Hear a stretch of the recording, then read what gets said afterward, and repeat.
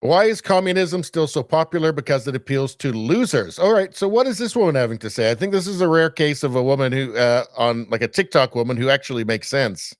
Communism was created by a loser who created an ideology for losers, an ideology that caused destruction, death, poverty, wherever it was applied.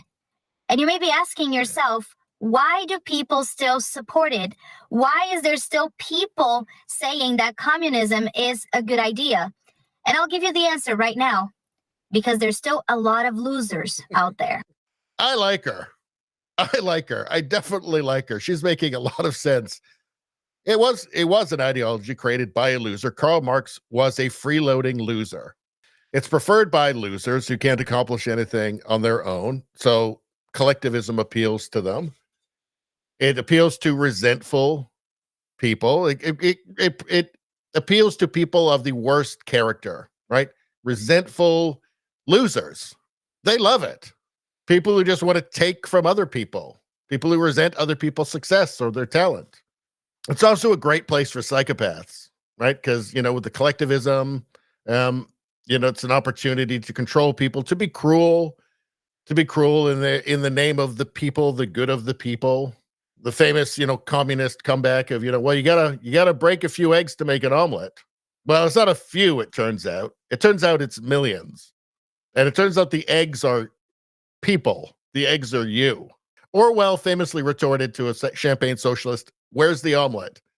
Yeah, there never is one.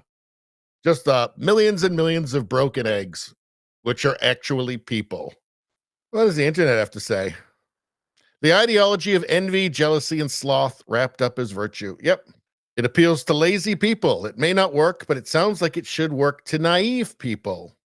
Some people think they can be near the top in a communist country and they'll support anything that benefits them, no matter what happens to other people. Old communists, lazy, broke, cringe, smelly, entitled, narcissistic. Modern communists, lazy, broke, cringe, smelly, entitled, narcissistic. The hammer and sickle should be viewed exactly the same as the swastika. They're just the same thing. They both represent millions of dead. They both represent the worst examples of leftism and inhumanity. I mean, it's ironic, isn't it, that this ideology, which is supposed to be the ideology of empathy and compassion and all that, just ends up killing so many fucking people every single time. Soviet Union, China, Pol Pot, Cambodia. It's truly astonishing, isn't it? The irony there. And I guess it's because when you view society as just simply a collective, right? You really have to just view the people around you as just faceless identity blobs, right? You're faceless class blobs, or I guess in modern communism, modern Marxism, it's identity. So it's gone from class to identity now. But you have to see people as kind of faceless. It's not about the individual. Individual doesn't matter.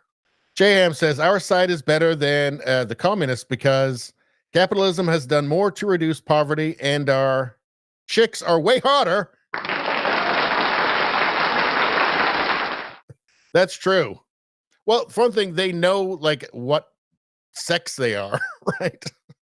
They're not confused about it. They're not trying to take drugs so that they can grow beards.